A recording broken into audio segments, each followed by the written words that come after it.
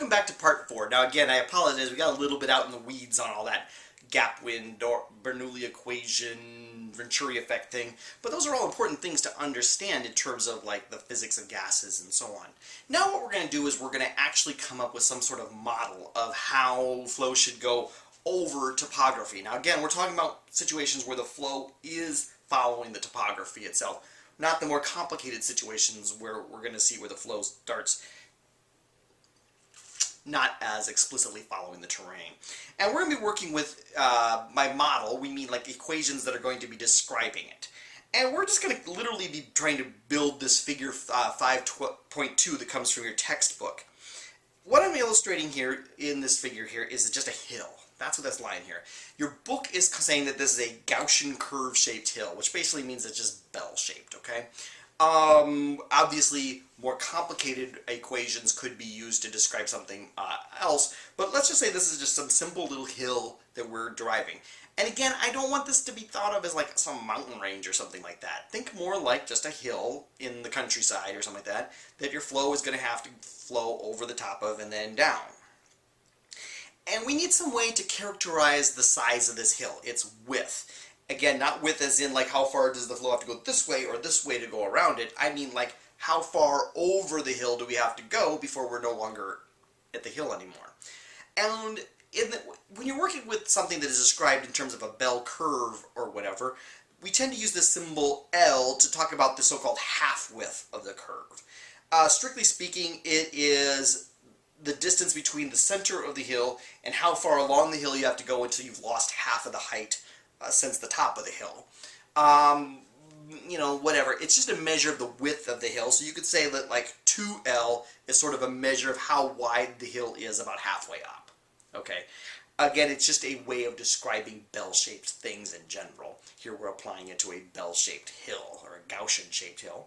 And let's just go ahead and have our flow moving from the left-hand side of the diagram to the right-hand side of the diagram. And we're going to have different wind profiles that we're working with here. We're going to have a wind profile upwind of the terrain. We'll label that with this red box here.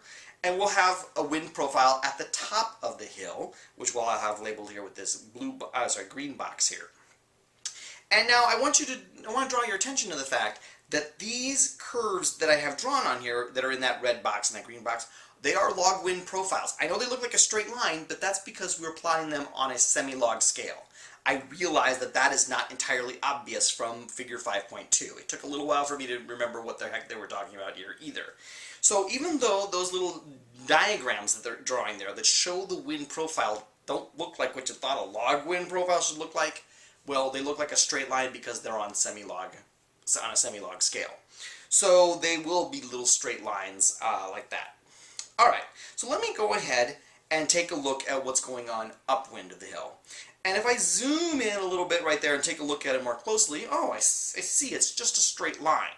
Well, that's what a log wind profile looks like on a semi-log scale. Again, they're not putting any numbers here on the x-axis to show you the wind speed. They're saying, hey, it's, you know, whatever. It could be whatever.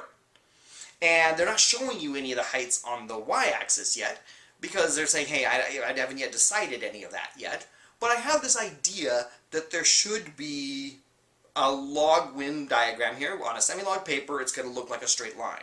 So keep that dashed curve, that dashed line that's on there in mind, remembering that that would really be kind of a log-looking curve on a regular piece of graph paper. And we see that things get kind of complicated and different if we switch over to the top of the hill. Now, at the top of the hill, again, that dashed line that's on there, all they're doing is illustrating what the wind profile looked like back upwind, okay? So they just literally copied that, that dashed curve over from the previous scale.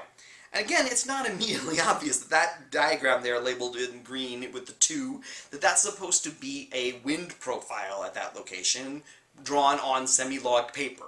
Okay, again, it took me a while to remind myself, how does all that stuff work, and so on. So that is another little semi-log diagram there. And a straight line would mean log wind profile, but my wind profile doesn't really look like that very much. It's kind of got this elbow. There's 2 line segments that then meet at some point along the way. Well, what the heck is going on? Well, let's figure that all out. What should be going on here? Now, once again, with a thick red line, I've highlighted the orography itself, the hill. And what we know is that the flow is going to be squeezed or constricted as it goes over the mountain.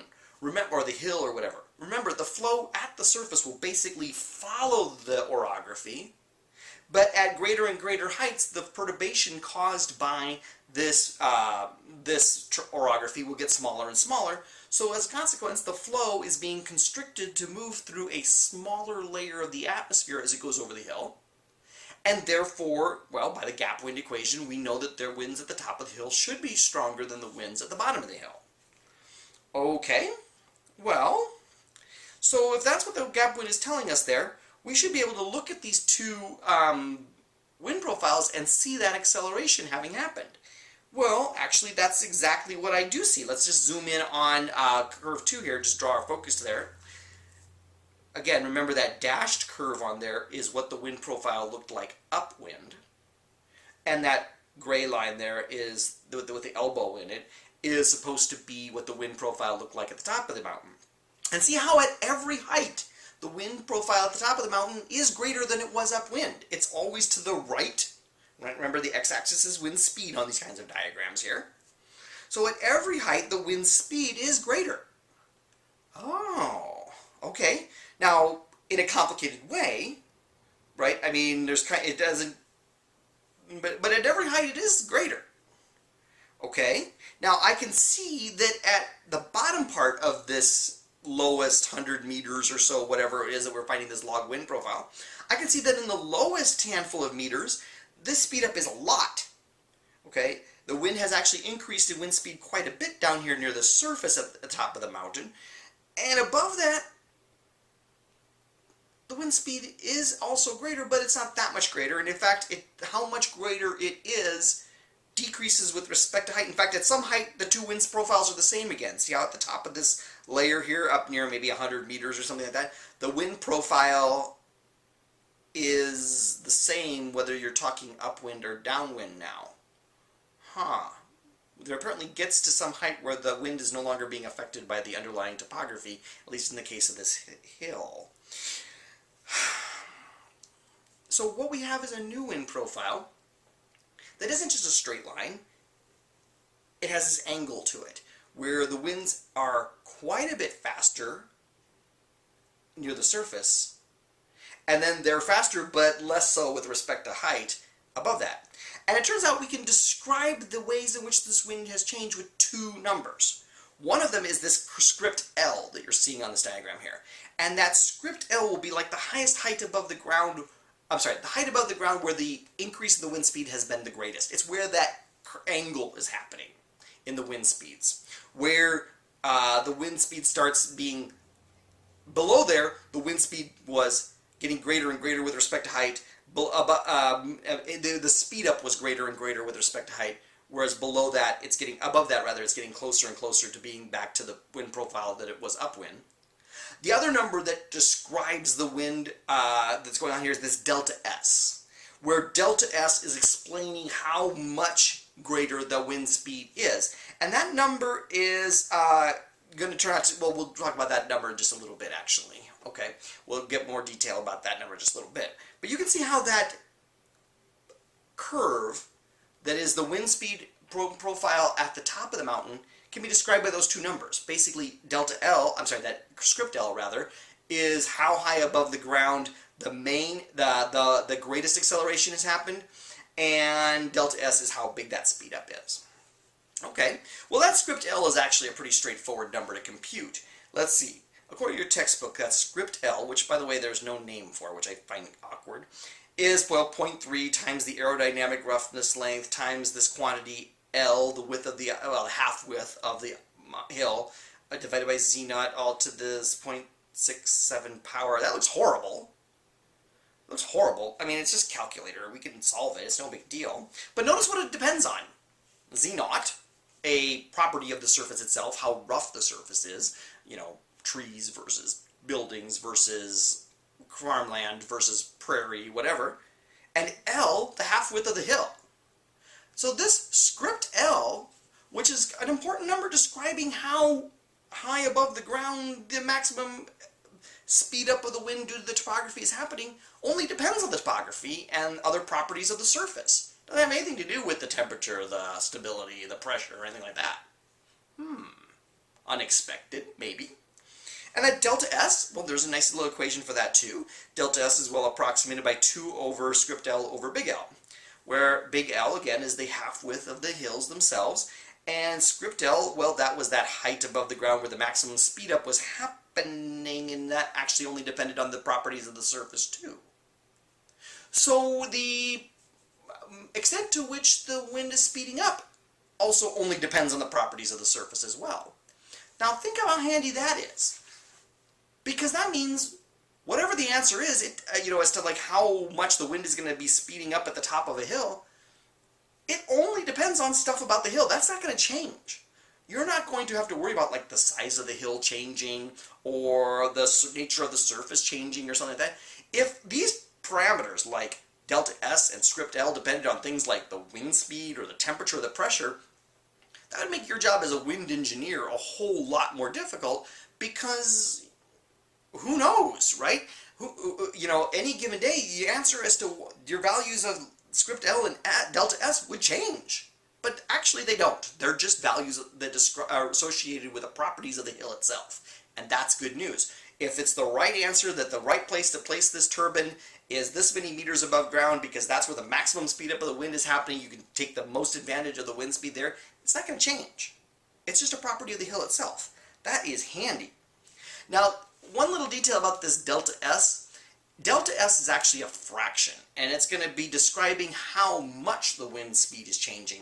So like delta S of 0.5 means that the wind speed has increased by 50%. That's actually kind of makes sense when you look at the lower half of that inset diagram number 2. That real curve, the curve at the top of the hill that is kind of shaded in gray, is always a constant fraction of the dashed line. Okay, it is 50% more, or 80% more, or 2% more, or something like that. They have the same slope. They just are farther out. Okay, based on that information, that we can actually come up with a simple model of how wind speed should be changing with respect to height at the top of a mountain. And that's what exercise 5.4 in your textbook does.